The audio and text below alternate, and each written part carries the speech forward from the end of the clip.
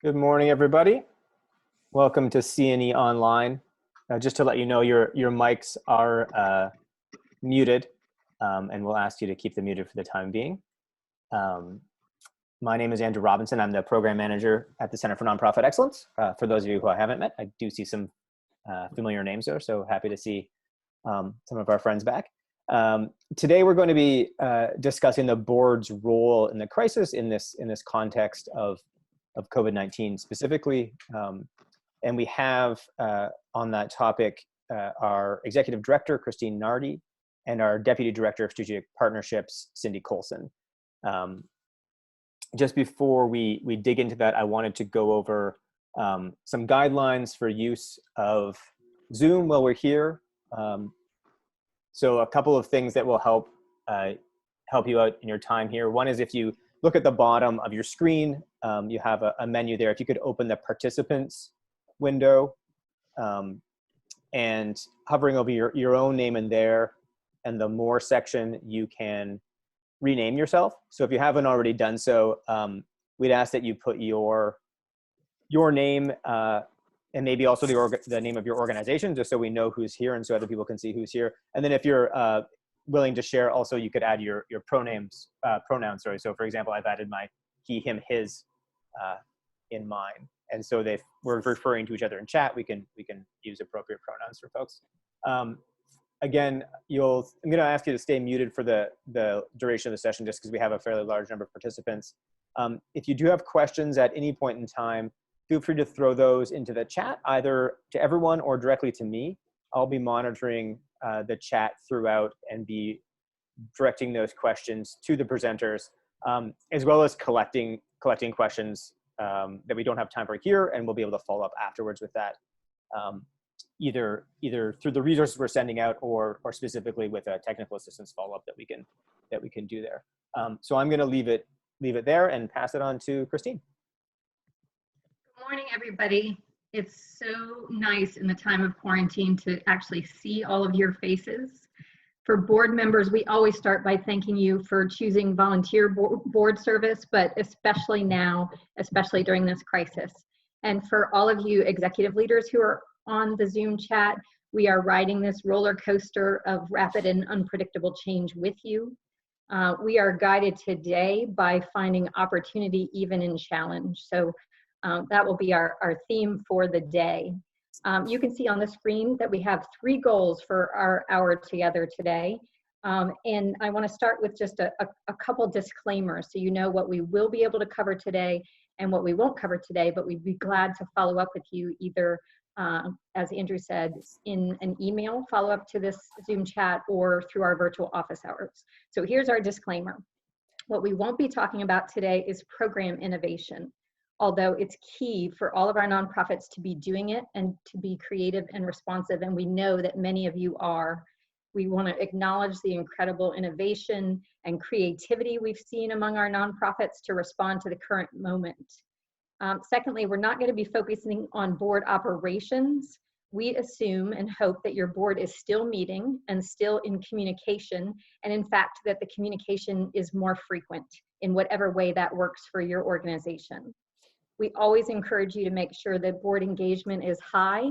To have a high impact board, you need board members engaged at all different levels, not just at the board meeting.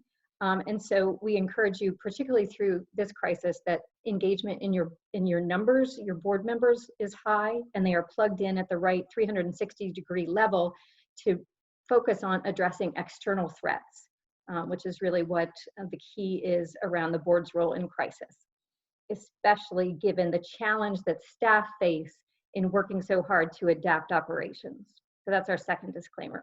Number 3, we're not going to focus on kind of the early stages of preparing your organization for a crisis, although we are going to share after this in our follow-up email a sample business continuity plan if you don't yet have one and would like to make sure to have one for the next crisis, and remote work policy templates, because those are critical for all of us. So we'll provide that in the attachments, and we're going to be focused today on what you do essentially after that. So we will stop to see if there are any questions along the way. As Andrew said, feel free to throw your questions into the chat function, and we will pause along the way to get into those questions and follow up after, of course. All right, so I'm going to switch to the big picture. We're going to start with this. So if you remember only one thing for today, that thing is that doing nothing is not an option. And I know since all of you are here on the call that you are, of course, doing something. If you want your organization, no matter its size, no matter its scope, no matter what it does out in the community, if you want it to sustain through this crisis and into recovery and beyond, it's important that you act now. How you act will necessarily look different depending on your organization. Destabilization in our sector, uncertainty in our sector is certain right now. That's happening to us. But we also see opportunity, and we see heightened responsibility, particularly for board members, to be able to have the tools they need to do their important job well. What is your job? So at times of crisis, what we really focus on is going back to the basics. And for any of you all who've had the chance to do our board orientation workshops or our board trainings, you know that we always start with, what is your job? What is the home base? What are board roles and responsibilities? So just a quick refresher, a quick reminder that there are 3 legal duties that a board has. They break down in this way. They're called the duty of care, the duty of loyalty, and the duty of obedience. So just quickly, the duty of care is for you to make sure that you're caring for the organizational, financial, and legal health of the organization. The duty of loyalty to the organization in this context is to figure out how you individually as a board member and how you collectively as a board can best support the organization now. What we're going to focus on is the duty of obedience. And obedience is really obedience to and understanding the mission. And the key focus coming into a crisis and moving it out into recovery is to ask yourselves what best advances the long-term mission for the organization. It's all of our fiduciary responsibility to ensure that what you do for the community, your mission, is sustainable long-term, assuming that that mission remains viable. So the question for you is, what best advances the long-term mission of your organization? Well, how do you do that? You want to focus on a couple of different things. You want to, of course, be clear and transparent in your decision-making, both with the staff that you're working with, as well as your key stakeholders in the organization. You want to model being proactive, not reactive. We've, in many senses, had this COVID-19 crisis happen to us. And so we've had to react to that at the start. But now in the middle of it, what we want to be looking at is how can we be proactive in making sure that we advance our mission in the best way possible given the constraints that we currently have. And we want to focus on making sure that we're communicating and making decisions that are in the best interest of our stakeholders. Those business decisions need to be grounded in the long-term mission.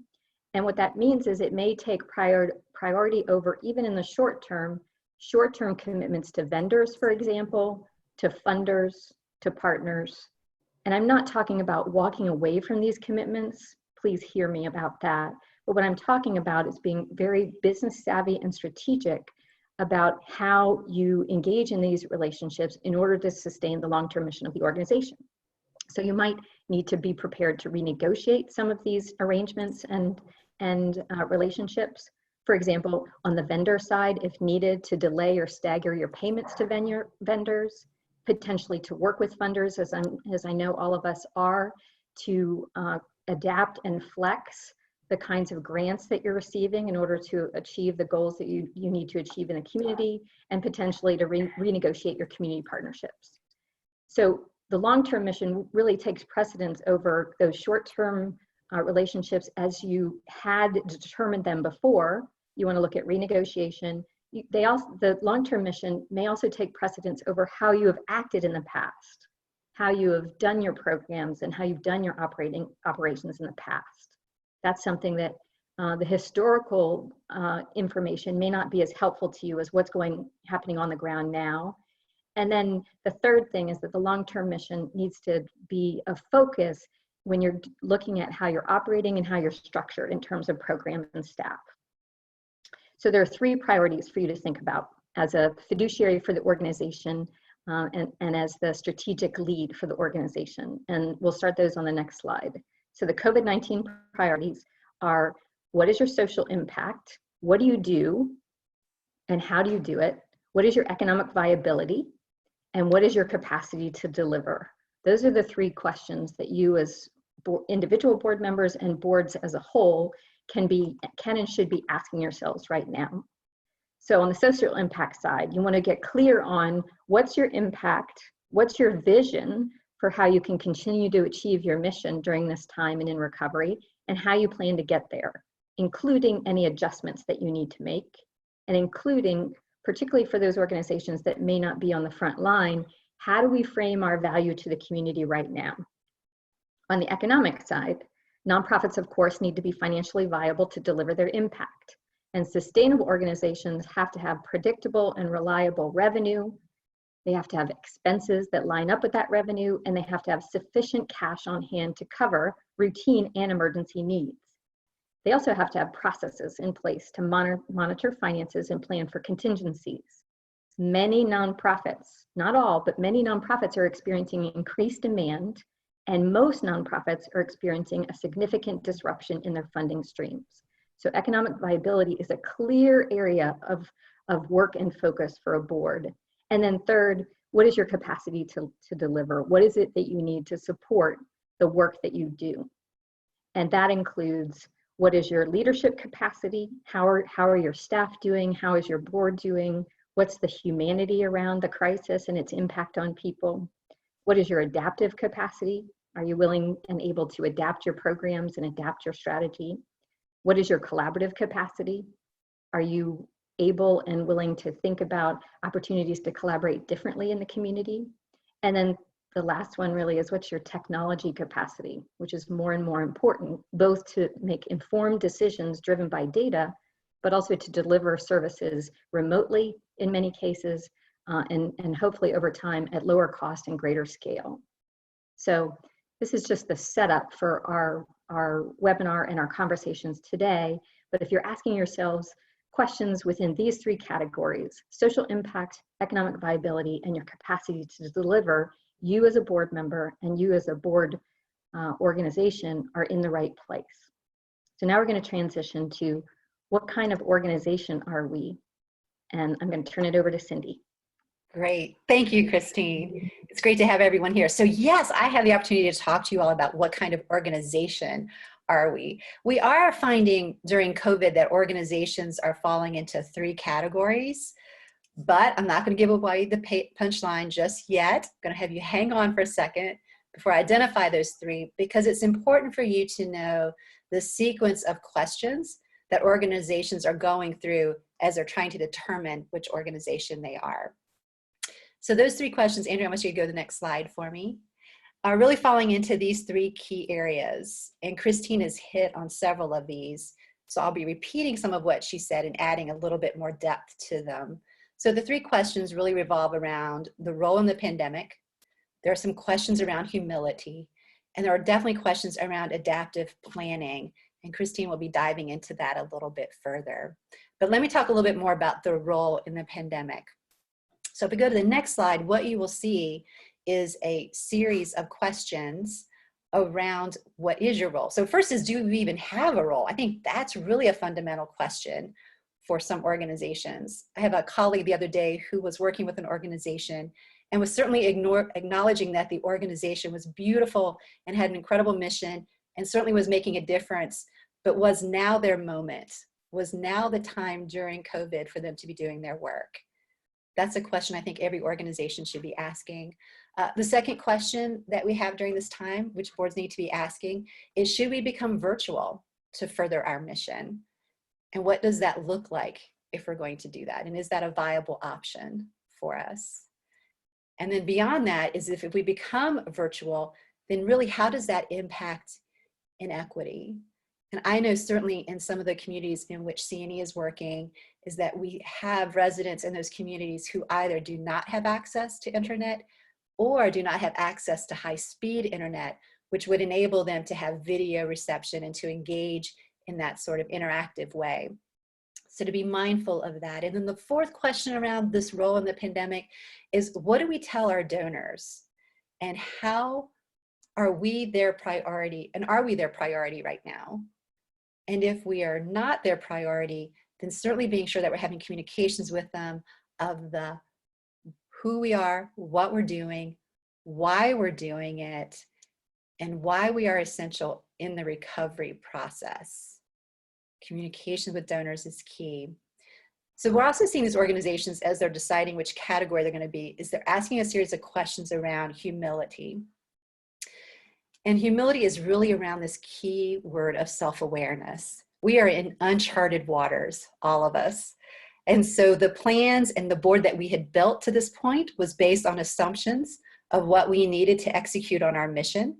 And we need to be very mindful and have self-awareness of that expertise that we have on our board and our organizational leadership may not contain all of the expertise that we need right now. And we need to be identifying what expertise that we need and what guidance we need to bring in. So the second point around this is I just want to be sure that we're talking about guidance and not micromanagement. So we're not asking people to come in and to run our organizations, but we definitely need different voices at the table right now. And some of the key areas that we're seeing that we need guidance that CNE is hearing about certainly is around HR, financial, legal, IT, any of those ways that you are needing to pivot in this space. Be aware and open to inviting those new voices onto your board. And then the last question around this humility is just to be very mindful of what are the ethical and moral implications of the decisions that you're making at this time. And this also goes back to that role in the pandemic. If you're going into a virtual space, we want to be sure we're not perpetuating any sort of inequity that's in our communities, especially for those who may need us the most right now. The third category of questions that organizations are asking is getting into this adaptive planning, and Christine's going to dive into this more, but some of the key questions around this is what will we look like in 2 months, in 4 months? And I want you to note the short time span there. We're not asking about what are we going to look like in 3 to 5 years, but because there are so many unknown variables, what are we going to look like in that 2 to 4 timeframe? The next question that I've particularly started to hear a lot this week is, what will restart look like? How will we be prepared for that? What are some of the things we need to be looking at in anticipation of reopening and restarting? As Christine mentioned earlier, also looking at collaboration. We certainly have organizations that are examining how do we go about collaboration and partnerships, and should we even be considering merging? That's actually a viable question that boards should be asking.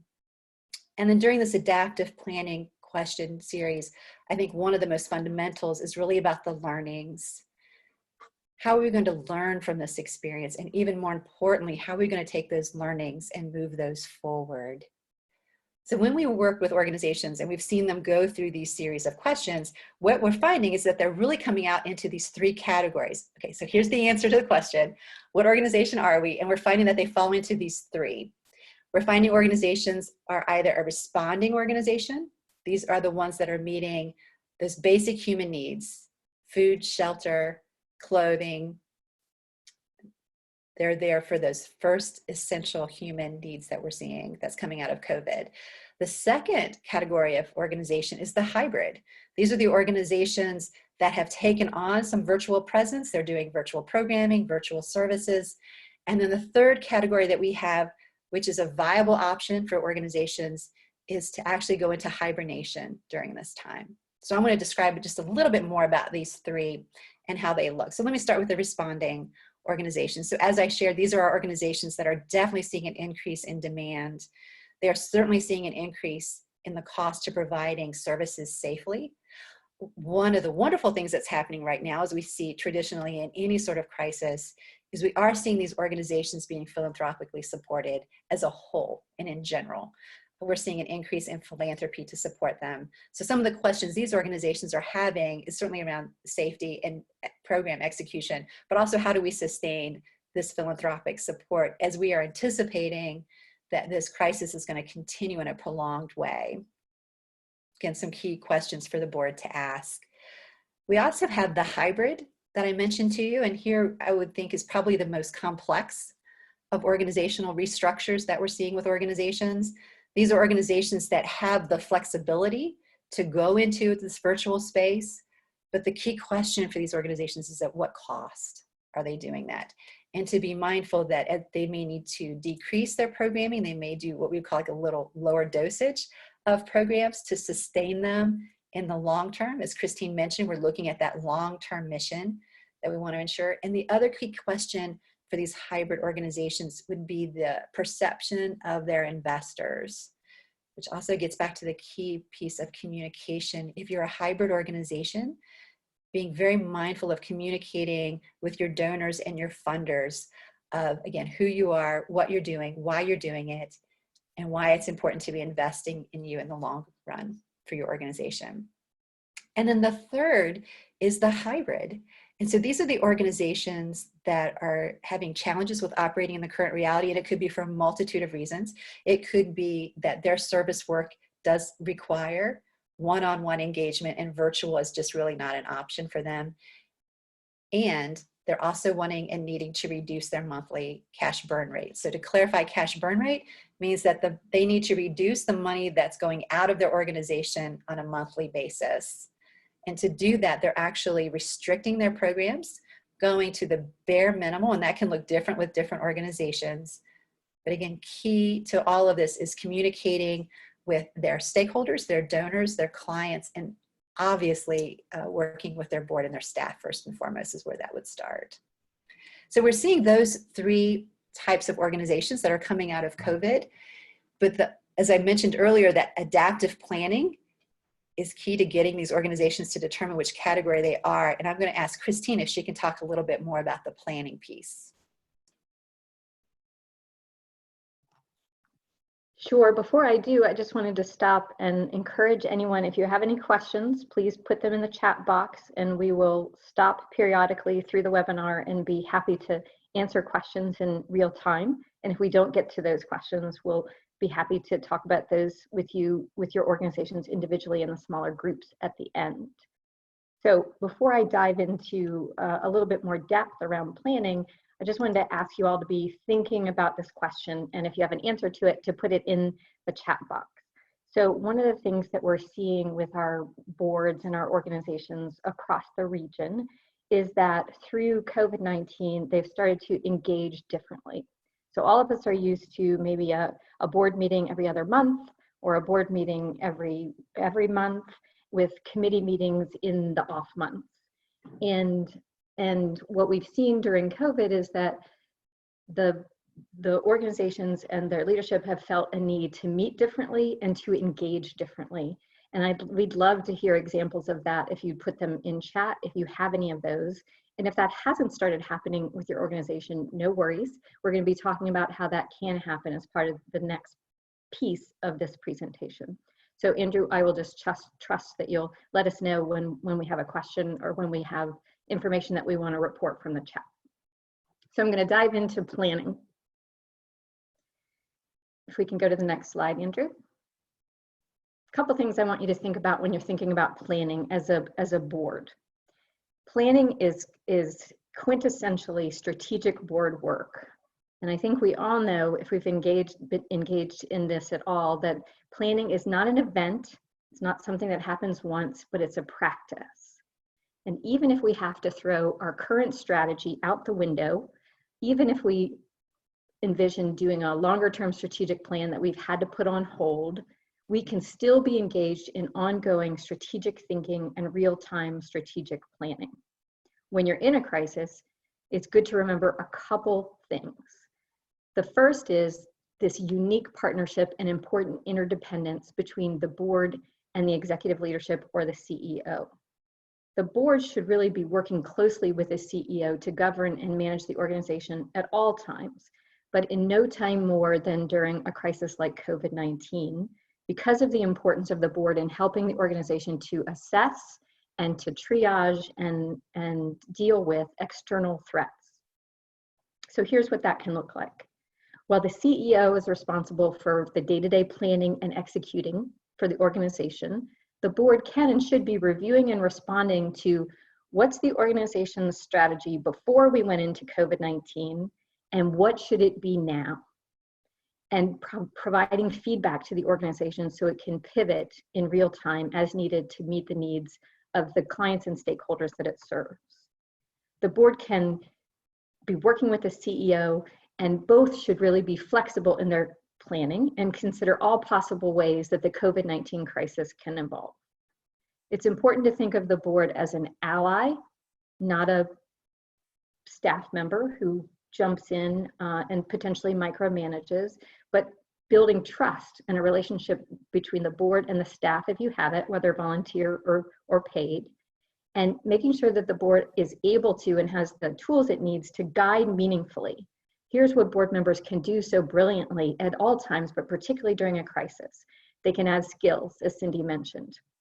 If there are legal skills, if there are IT skills, if there are adaptive planning skills, board members can contribute that to the greater good of the organization. They can add knowledge.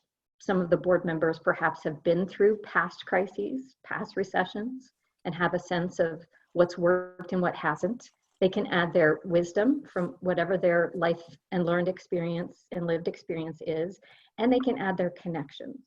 And the connections to the community can be invaluable in finding new ways to collaborate, in finding new resources that the organization may need to double down on its mission, and really in just understanding what's happening in the environment and how your organization can be deeply responsive. So as the board reviews the organization's plans, it wants to consider 3 questions. And the 3 questions break down not into the Internal Revenue Service, so don't worry that that's the IRS, but that's the abbreviation for 3 things: impact, risk, and scenarios.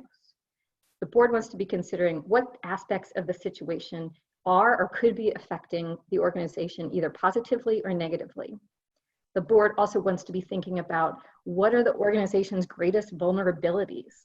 Where are the risks and where do we need to shore those up in order for the long-term mission of the organization to continue to exist? And then thirdly, how can we mitigate the risk? How can we prevent the worst case scenarios from occurring? And so impact, risks, and scenarios. And I just want to stop there, Andrew, and see if there are any questions or if anybody shared anything that we'd like to put before we move to the next slide. Yeah, there wasn't any questions, but there was a couple of comments, and what I'm seeing in terms of trends is folks increasing the frequency of meetings, full board meetings and committee meetings, putting a little bit more emails out to board members, just so there's a little bit quicker response time around action, and also an increased focus on funding and communication, external communication as well. And I just did see one question pop up, Christine. It says, can you give us an example of an everyday IRS? That's a good one. Let's see. So if we're looking at impact, risks, and scenarios, well, one example of an everyday IRS could be if your organization has been looking at and potentially has received PPP funds, and that's the Paycheck Protection Program money coming from the federal government through the stimulus relief package. That's a kind of quintessential example, I think, of how a board can be working with the CEO of the organization or the executive leadership of the organization. Number one, to look at what was the impact of COVID-19 on our organization in terms of our revenue, and are we able to sustain that on our own reserves or our own operating cash? And if not, what are our opportunities to be able to bring more support to the organization? And PPP is sort of a unique opportunity for all of us as nonprofits. Then looking at the risks in terms of what it would look like if we aren't able to maintain payroll, if we do have to furlough, or if we do have to lay off employees, and how does bringing in the PPP money affect that risk? How does it mitigate the risk? But at the same time, what are the requirements of the PPP money, and can we manage those requirements to make it a forgivable loan as opposed to making it a long-term loan? And even if we can't, even if it doesn't become a forgivable loan, is a long-term loan something and debt that we take on during this crisis, something that we believe that we can pay off as we move into recovery?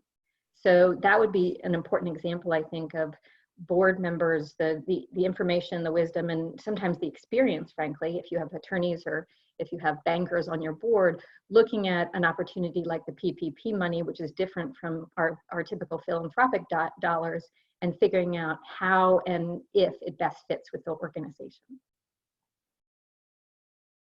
So Andrew, anything else that's come up? Nothing right yet. Okay, so let's go to the next slide. And the next slide is titled Short Term for the Long Term. And Cindy referenced this. Really what we're looking at is there's just no way to do planning within sort of a year or an 18-month scenario at this point. There's just way too much that we don't know, both about what recovery will look like for our economy and for the public health, and what recovery will look like for organizations when it looks very much like social distancing will be with us for a very long time. So we're encouraging that organizations do planning in shorter, smaller increments, both budget planning and also strategy planning too. And so those increments could look like, let's look at our budget every quarter. Let's look at our strategy in 3 and 6 month increments until things stabilize and we can start to see farther into the future. So I'd encourage everybody, don't plan for 12 months. You want a scenario plan and look at different best and worst case scenarios around what might happen to your revenue and your expenses, but understand that it's important to do it in smaller chunks so that you're doing it with more realistic environmental trends and more realistic experience in your belt for the organization. Right now, there are just way too many variables. So this would be a focus of your finance staff. If you have a board finance committee, this would be really important for that group to be active and innovative around these questions and to be bringing any budget adjustments to the full board. On the strategy side, it would be important if you have your executive committee or if you have programming or board committees that are really looking at the strategy of the organization, to be taking that in smaller bursts. Think of strategy bursts rather than longer term strategic planning. And your special superpower as board members is to scan your community environment. I can't say that enough. To be out in the community, of course, not physically in many cases, but through your networks to understand what's going on in the community and to bring that back to the organization. So that would be another area where I'd love to see folks put their experiences into the chat. What kind of environmental factors have you noted that are new and different through COVID that are having an impact or will have a likely impact on your organization? Would love for you to share that in the chat, anything that you're seeing. And I'll just highlight a couple that we're seeing. Of course, we're looking at two things related to funding. Funding decreasing as the economy worsens, although as Cindy referenced, it's certainly increasing in some cases due to crisis philanthropy. And as we go into economic recovery, the longer that economic recovery takes, the more potential risks there are around public sector dollars. If you are an organization that takes public sector dollars, around philanthropic dollars, and all of that depends on when and how the market rebounds. Secondly, as we talked about, many of you are looking at, and all of us are looking at, elevated client need for basic needs and basic support services. And so our frontline responders are absolutely facing that. But even if you're not a frontline responder, if you're a hybrid organization, or if you're a hibernating organization, you will absolutely be seeing shifting and evolving client need over the next few months, and I would say into the coming few years. So as gathering people continues to be a challenge, as we look at these questions of how do we reopen, we want to be looking really carefully at the trends on what are the state and local guidelines? How can we protect and accommodate our staff in a reopening environment? And most particularly, what are the legal and liability implications of opening our office and our community space? So I don't know if anybody's had the chance to put anything in the chat, but if there are other environmental factors that you've noticed, we'd love to surface them and share them with the group. So I'll pause there for a second. Yeah, Lorna from Ivy Creek has mentioned something, and I've talked to her about this in the past. The Ivy Creek Nature Area has been seeing a lot of use because it's a great place to do social distance activities. But it means that they're actually having some issues monitoring the levels of visitors, having issues with overflow and parking, and having monitors out talking to people about practicing social distancing. So there's really a change in what their risk management looks like, it seems. And Andrew, I would also offer that that's a responding organization as well, right? You know, we were talking more about human needs, but certainly that social distancing is one of those human needs we need right now as well. That's a great one. Thank you, Lorna. And the impact of that is you have to have either the volunteers or you have to have the paid staff to be able to manage that risk. And so that's required, no doubt, some pivoting on your part and some continued pivoting as we move into recovery. So this next slide starts with but new opportunities, right? We talked about all the challenges around COVID-19. And before I dive into a couple key points about this, I also want to encourage anybody to put up in the chat any new opportunities you're seeing for your organizations. And we all recognize and reflect that this crisis has both health and economic impacts for many in our community, and particularly our most vulnerable populations. The important thing, though, for organizations is to recognize that and seize the opportunities they can seize to do their missions even more directly responsive to the communities they serve, and using different resources in order to do that. And that's just good business practice. And so I think it's important, even in a crisis and even in a time of great challenge, that we talk about what are the opportunities that we're seeing coming out of this that we may want to seize on to survive the crisis, but we may also want to keep when we move into the new stage as we're able to come out of remote work slowly and to again engage in person in community. So we are seeing a couple different new opportunities in the crisis. We are seeing new and a bit unconventional collaborations. So one example of that many of you may have been seeing and have been involved in is the collaborations between restaurants and nonprofits and public schools and philanthropists to make sure that students and families in communities have more food security during the crisis. So many of those organizations have maybe collaborated with each other, but not to the degree, particularly not with the local restaurants and the city schools, in order to be as responsive as possible to a need that's developed as a result of the crisis. That is always an opportunity for nonprofits, always an opportunity for board members to be scanning the environment and looking for new ways to achieve their mission that are more impactful during a crisis. We're also looking at new ways and new demographics, frankly, of volunteers. And so there are new opportunities to do virtual volunteering because we are all under the stay-at-home order, but there are also new volunteers coming into the pipeline because volunteers who have typically been in the most vulnerable demographics have been able to do it less. And so you all may be seeing this as well as organizations, that you're providing opportunities to do virtual volunteering that you hadn't provided before. You're using your internet and your web technology in order to galvanize volunteers, and new volunteers are coming into the mix. And that potentially, both the collaboration opportunities and the new volunteering opportunities are things that we absolutely would want to take and move forward as a lesson learned for our organizations and for our sectors. So Andrew, I want to pause there and see if anybody's suggested anything or given an example of that in the chat.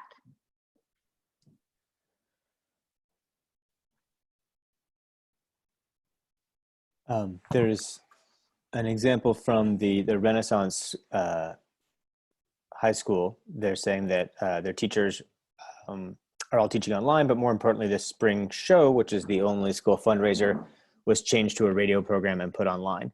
So the online auction brought in more money than ever, a great showing of philanthropy at a small school. And now the school is putting online a host of end of school year events. It's pretty amazing. Good, thanks for sharing that. And that's a great opportunity on the philanthropy side of organizations being able to pivot to to move to virtual fundraisers. And because people are at home, and because people want to do as much as possible, even though they are at home, capitalizing on that kind of new way to build community in support of your organization. And that's absolutely a trend that we've been seeing and an important one to highlight. So thank you for that. Hey, Christine, I want to share that go ahead. I'm sorry, we have something with Main Street Lexington that was sharing about how their organization has shifted from being perceived, hi Rebecca, as being received from just hosting events and raising funds to truly being a fundamental support to the small businesses downtown. Nice. Congrats on that. So new opportunities and focusing in really closely on what is a want for your organization and what is a need for your organization. So we all have the opportunity to look at how we do business and look at what is critical, what's mission critical, and that will clearly change over time and has changed through this crisis. And what is something that we've maybe added as something that's valuable to the community, valuable to the people we serve, but not necessarily a critical and core part of our mission. And this crisis gives us a new way and a new opportunity to examine that. We're still on mission, but we may have broadened our scope. And we may want to kind of get back to our knitting now and look at where are we adding the most value, where can we make the greatest impact, and if we had to choose what to keep and what should stay, what would that be? Because that can tell you perhaps how to modify and adapt your organization moving into recovery. And so there's no better time like the present to focus on what is a want and what is a need for our organization. The second is to look at lessons learned. If you've been able to track lessons learned so far, that's great. If you haven't, maybe designate a couple board members to be tracking what they hear as lessons learned for the organization, either through board meetings or the more active engagement, and new approaches that potentially you want to keep and harness as key ways of doing business coming out of the crisis. So how they could be anything, like how you meet, the way that you meet, the way that you construct the work at the board level, and the way that you make decisions could be examples. And so our recommendation would be that you designate a board member or two to say, let's keep an eye on this, let's keep track of this, and let's keep our board and our organization talking about this so we can grab our lessons learned and add value to the organization moving forward. And then the last point I'll just make is that there's no better time than a crisis to really flex into big important questions for your organization, like the what if questions. And those questions really get at what if we did business in a new and completely revolutionary way? Would we be able to actually increase our impact and increase and change the way that we provide services without perhaps some of the old ways of doing business? And we call that generative questioning. You have a fiduciary responsibility to the legal and financial health of your organization as board members. You have a strategic responsibility to make sure that you're always looking at the 360 view of what the organization is doing in the community and looking out ahead. But you also have this generative responsibility to ask, what if things completely change in our world, and they're certainly changing now? How could we do business differently in a more impactful way? So I encourage you to work with the board to ask these what if questions as well. So I want to just pause there before we summarize and see if anything else has come up in the chat. Not so far, no. Okay, so just in the next slide to summarize, 3 things to think about in planning. The first is planning as a practice. It's not an event, and a crisis shouldn't stop you from planning. The second is plan short-term for long-term sustainability. And the third is the new opportunities. Always have that in your head. In addition to nothing is not an option, the second thing to take away from today is new opportunities. And the board is really the key kind of agent and driver for thinking about what are those new opportunities, and for lifting, being able to lift the organization up above the day-to-day, which is where the staff absolutely and necessarily has to be, to say, what are these new opportunities? So I'm going to pass it back to Cindy to talk about finance. Great, thanks, Christine. So I am going to talk about finance. So I'm going to be talking about really what Christine was mentioning about planning for the short term, but looking for the long term. And I want to share this quote that someone, a colleague of mine, had shared from Winston Churchill that has really impacted me. And for those that may not be able to see this now, this is not the end. It is not even the beginning of the end, but it is perhaps the end of the beginning. And I like this quote, particularly as we're talking about finances, because one thing that we know is that cash is going to be your most important response and recovery tool that you have for your organization. So we need to be talking long-term about that. The other thing that you'll see that I have after this quote is definitely talking about don't be lulled by magical thinking. I am actually still working with some organizations that are planning. They had either a summer or a fall fundraiser, and they're planning it as they always had before. They're having an event of 80 to 90 people. They're getting ready to work on invitations. And so really thinking through what are those assumptions when you were initially planning that event that no longer hold true. So let's dive into how do we move out of that magical thinking. So there are some key things that organizations need to be doing right now. Certainly conserving cash is one of the key things the board needs to be looking at, and to reduce those expenses. For most organizations, HR is your largest expense that you have for your organization. And so some things that we are seeing that are starting to be explored are the ones that we've listed there: decreasing hours, decreasing salary of your higher paid staff, hiring freezes, furloughs, layoffs. There are other two key areas that we're starting to see. Certainly negotiating rents or any other ongoing payment that you have that's significant to your budget. See if you can be negotiating some of the terms on those commitments. And this may seem small, but it's also significant, which is to discontinue your automatic payments. And that is because of your cash flow. You want to be sure that when you're receiving these bills, that you're mindful and intentional of when you have the cash to pay those. And when they're automatic, we're accustomed to just automatically coming out of our budget, and we want to put some thinking around that. The second key area when we're talking about finances is, are there ways that you can accelerate your cash revenue?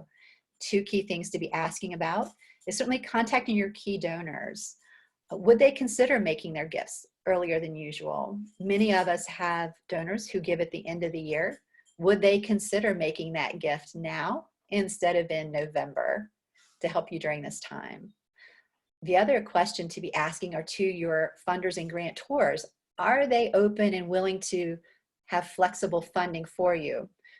I was working with an organization last week where they received an unsolicited call from a grantor who was funding a program for them and just said, just use that for unrestricted operations, whatever you need. So we definitely are seeing funders who are stepping into that unique space of opening up funding in a different way than they have previously.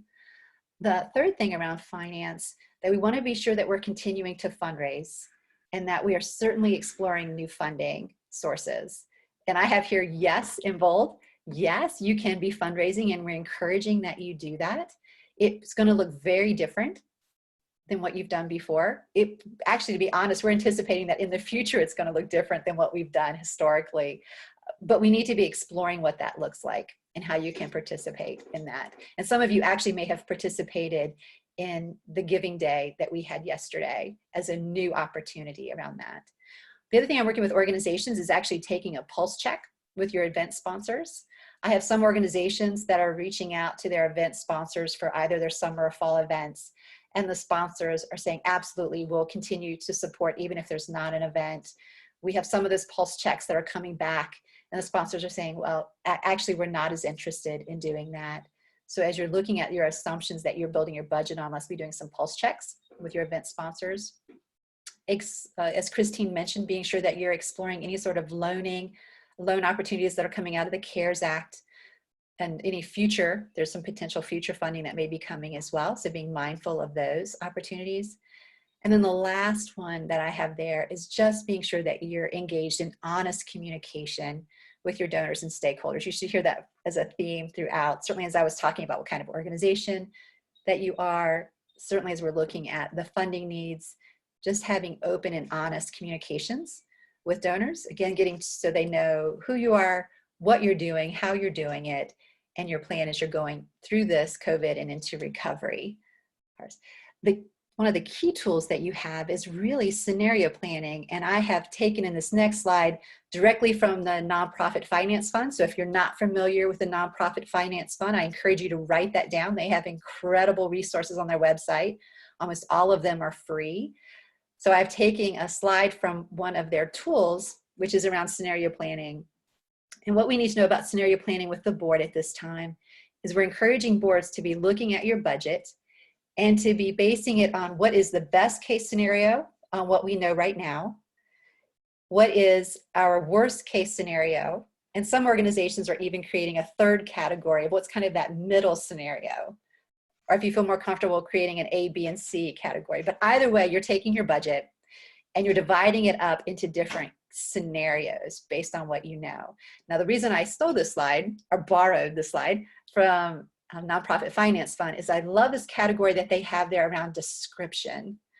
Because in that description category, it's telling you specifically what are our assumptions that we're making. What are we assuming in our fundraising? So in our best case scenario, we're assuming that we're going to be raising $25,000. Our worst case scenario is we're anticipating we're going to raise $5,000. Our middle case is we're going to raise $10,000. We're building these scenarios so that our board has an understanding of the cash flow that we're looking at, our projections. They're able to determine what decisions need to be made. And I'm also encouraging boards at this time to actually, if they're able to pre-commit to some difficult decisions that they may need to make. So for example, at what point in your budget process or in your planning may you need to make a decision that you're going to need to pull from reserves? Go ahead and kind of have that conversation and pre-commit to that. Once we reach this point, we're going to pull from reserves. Once we reach this point, we may need to discontinue this program.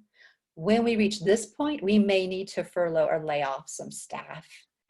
Have some conversations on those and certainly base it in the scenario planning of your, again, your ABC, your worst, best, middle case, whatever feels more comfortable to your organization. We want to be sure we're doing that planning. I will also just reiterate what Christine mentioned, is we are seeing organizations that are going to quarterly budgets instead of a full year because there are so many unknowns. So they're building a budget for 3 months at a time, reviewing those, making revisions for the next 3 months at a time as well in that. So I've given you some tools and resources around finance. And Andrew, I see you put the Nonprofit Finance Fund website. Thank you. So you all have that in your chat box. But we also need to be sure that with our finances, it's not in a vacuum. We certainly are an organization composed of people. And Christine's going to be talking about the people part of the work you're doing as a board. Thanks, Cindy. And again, encourage anybody who has questions to go ahead and put it in the chat. We're happy to answer those questions in real time. And I want to ask those who are participating on the webinar a question before we dive into the people section. So we've chosen in this webinar to focus in 3 key areas. The first is planning, because that's such an important area for the board. The second is finance, because that's the board's fiduciary responsibility. And the third category is people.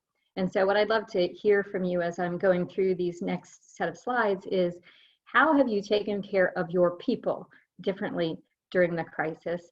And what of those ways that you've done that do you think you might carry into recovery? And when I talk about people, I'm talking, of course, about your other board colleagues. I'm talking about your very hard working and sometimes overwhelmed, reasonably so, staff. And I'm talking about the people that invest in the organization, your volunteers and your stakeholders, your community partners, and your philanthropists. So would love to hear some information from you all on the call about how you're taking care of your people. And I'm going to walk through a couple of things to think about at the high board level. So Andrew, if you could shift to the next slide. So the first thing I want to talk about are the hard decisions, and to just acknowledge that for organizations that are having to make hard decisions around staffing furloughs or layoffs or cutting of pay, anything related to a change in the benefits for the hardworking staff of your organizations, those decisions are just hard. They're hard in your personal life, they're hard in the businesses and the organizations where you have your day jobs, and they're especially hard in nonprofit organizations because the work that we do is mission driven, it's purpose driven, and we know the impact of that on the community. And so all of us are experiencing different levels of stress, both personal stress, depending on our health and the health of our loved ones and our family members, as well as organizational stress, depending on where we're working and what's happening there in terms of furloughs and layoffs and changes in personnel, and then stress related to the organizations where we're volunteering, so our nonprofit organizations. So all of us are experiencing stress and mental health challenges. What's really, really important as a board is to, again, think of yourself as always as an ally for an organization. I like to think about the relationship, the ideal relationship between boards and executive leaders is either that of doubles tennis if you play or a tennis enthusiast, or that of ballroom dancing, where there's synergy between the two people that are on the team, or the two groups that are on the team. And so right now, what's important with that synergy is that you lean in as much as you can to be an ally for the executive leader of the organization. You be an active support for that leader as well as for the staff as a whole in the work that they're doing. That can look many different ways for many different boards and depending on the relationships you have with your staff. But it can look like being a thinking partner and being willing and open and being clear that you're willing and open just to brainstorm, that we don't have to have all the answers because none of us have all of the answers. It can be that you articulate that you are available as an individual board member, as an executive committee perhaps, or even as the board as a whole, to have conversations that can help release the pressure valves for executive leaders and organizations.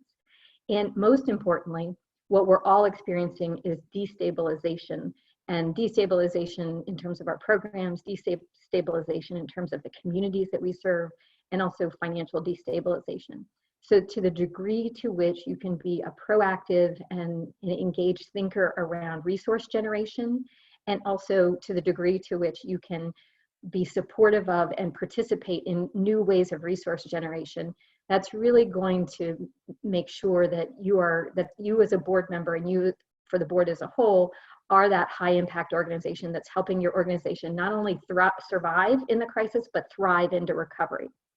So be that rock, be as transparent as possible, and encourage your executive leadership to be as transparent as possible in any staffing or any personnel changes that need to happen. The worst for staff and personnel is to operate in a vacuum and not know and understand the decisions that are being made. And so if hard HR decisions have to be made, encourage your leadership and support your leadership in being transparent and as people-centered as possible. So how do you do this? Well, in the nonprofit sector, we are all about community and mission-driven values. Our values are to take care of people and to help people and communities thrive and have high quality of life. And so we put those values into the way that we make decisions around personnel. And that doesn't mean we don't make the hard decisions, because remember Cindy said, there's no point in engaging in magical thinking. We need to make hard business decisions, but we need to do that in line with our values. And so we put communities, we put humans first. We support leadership in helping staff. And this is a role that board members really can play because of their networks in the community. If you have to lay off staff, helping staff who need to be let go get access to benefits, to be let go in as humane a way as possible, maintain access to healthcare for as long as possible. And board members also could be deployed to provide mentoring and guidance and frankly, community referrals to staff who are looking for other positions. So this would be a place where I would encourage board members to really be active and engaged in helping the organization lean into its human-centered values, even when it has to make hard HR decisions. The next slide is around how do you harness your individual and your board collective power. So we've talked a lot about this. Christine, can I jump in for a second? So absolutely. As I realize that we've hit the 11:30 time that I told folks they could head out. So just in case you do need to go, we will share slides and a video recording of this afterwards. And then the other thing is that there's another example here, I think, that ties into the value piece that Christine was talking about. And so again, this is from Ivy Creek, who Lorna says, in March, their board agreed unanimously to do whatever it takes to keep our staff fully employed, even before the PPP was completed. and they voted to take whatever steps they needed to keep their staff around. So that's, I think, a great example of really sticking to your values and taking care of folks. Great, thanks, Andrew. Thanks, Lorna. And how about if I let everybody know that I'll wrap up on the webinar presentation in 3 minutes, and we'll shift to the group problem solving after that. So just 2 more slides on the people part of this. The next slide is that we really want to harness our board power. We've talked about the idea that the board has the 360 view and the long-term view, and we call that the culture of inquiry, where you are soliciting feedback, you're using yours and others' expertise, you're acknowledging and listening to different points of view, and you're advocating for solutions based not on your gut, right? Not on how you think it should be, but on the best analysis that you've got as an organization. And that when you make your individual points, because board members may have different views about how to ride through this crisis and into recovery, you make those individual points, but collectively, once your decisions are made as a board, you support and you advocate for those decisions out in the community, because the board and the organization is all in the lifeboat together. So that's the culture of inquiry. The CEO can take certain actions, or the executive leadership can take certain actions to support the board. They can provide clarity on what the staff knows and what they don't know. They can ask the board specifically for the things that they need, rather than making it a gray area. They can just come out and ask, and the board can ask them to tell them what they need. And they can ask the board to use their strengths and their existing expertise and lean on them for support. It's very okay for executive leadership to say, this is hard, I need a little boost in support today, particularly now. And then the third area, in terms of the board supporting the organization, we've talked about a lot of different things that you can do, but the key is really focus on your role as advocate and ambassador, and ask yourself, why does our work matter in this moment? And how can I communicate that in a way that can help sustain the organization? So then the last slide is just circling back on your people to prioritizing your relationships. And we all know that nonprofits can't survive without strong community relationships. They just can't. Whether that's a funder relationship, a board member relationship, a community partner, a client, a customer. We have to prioritize our relationships now and keep our lines of communication open. And most importantly, don't go silent, make personal connections. And so here's where board members can help, making personal connections with any of those stakeholders in our organizational orbit, making phone calls, doing social media highlights, writing special notes to funders, making stewardship phone calls, saying thank you. There's so many ways that board members can contribute to building relationships with stakeholders. And if you as a board member are asking yourselves, what can I do? This would be a great place to put your time and energy. So I'll just wrap up with the last slide to say, on the people side of things, hard decisions are hard, but we want to stick with our organizational and community-driven values. We want to harness that board's power of network knowledge in a culture of inquiry, and we want to prioritize relationships. And so the last slide that we have for the formal presentation before we get into questions and more troubleshooting is we wanted to leave you with your personal crisis to-do list. And so this is a summary of the key things that we pulled out of our presentation that we want you to remember as you move off into your continued good work with your organizations. Conserve cash, do your scenario planning, care for each other, be both an ally and an asset, and ultimately find that new opportunity. Remember, nothing is not an option. So want to stop there. Thank you all for taking the time to be with us today, and we'd love to continue to talk with you in the next few minutes after the formal presentation.